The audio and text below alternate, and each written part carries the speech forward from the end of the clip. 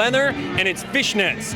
And so what are you doing in a suit, for Christ's sake? You know what? No one told me. I didn't get that memo. Come on, man. This is Rocky Horror. It's allowing me to express a side of myself that most people don't see. I mean, the audience doesn't see. Because I do the cry and die role. I cry, I die, I cry, I die. And, I did Les Mis and The Dead, one right after the other. So I'm having so much fun because I never am allowed to be funny on stage. Why does Brad suddenly wear boxers? Because his body is so gorgeous that if he were in anything tighter or more revealing, he would take away from Rocky.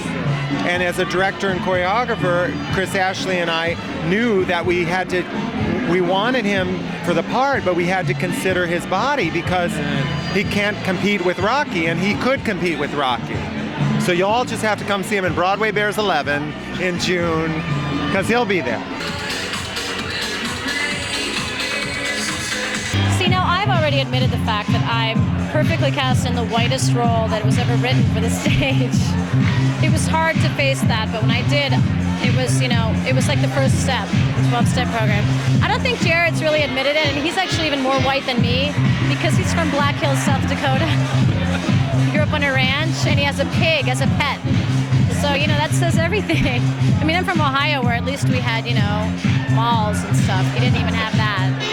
So he needs to come to terms with that. Alice Ripley, everybody should have the pleasure and the privilege of working with this woman. She's fantastic.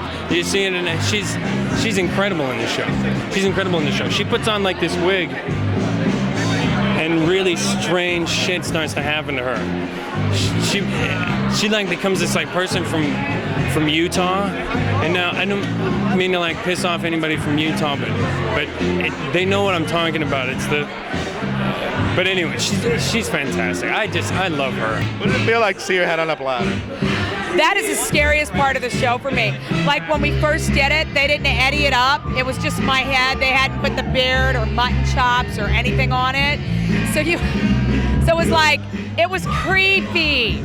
You'd be like, that's my head.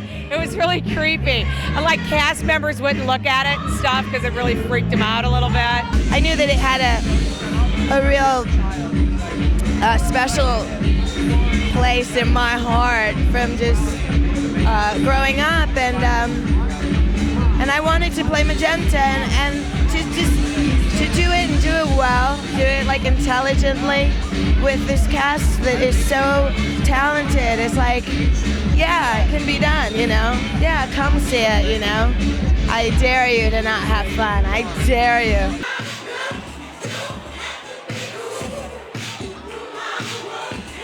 We learned a lot about the newest cast member in the show, and that's the audience. That's what this whole preview period's been about. How to incorporate them in the show, to allow them to participate, yet still keep the pace of the show going. The audience reaction is vastly different from night to night. They yell different things at different times. And we want to give them the opportunity to do that, but we also have the responsibility of keeping the pace of the show together. So that's been a huge challenge and really, really interesting and good for all of us in the cast because we really have to be so conscious all the time, be hyper aware and awake, and it's great. In a way, it's so spontaneous because you never know what you're going to get from them. So it's a way to keep it fresh for us, First time I saw it, you looked a little afraid of the rice in the eyes. Well, the thing about that is they wait till you turn and they throw it right in your face. So it's like, I don't know if I'll ever get used to that.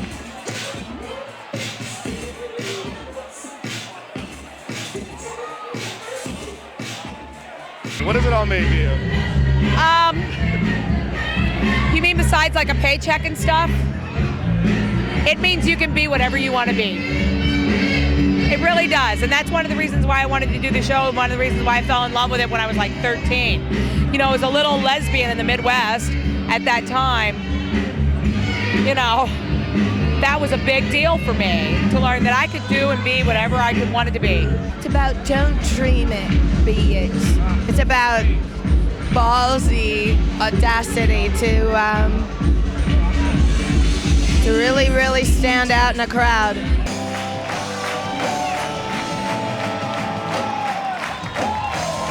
The creator of the Rocky Horror Show and the original Riff, good.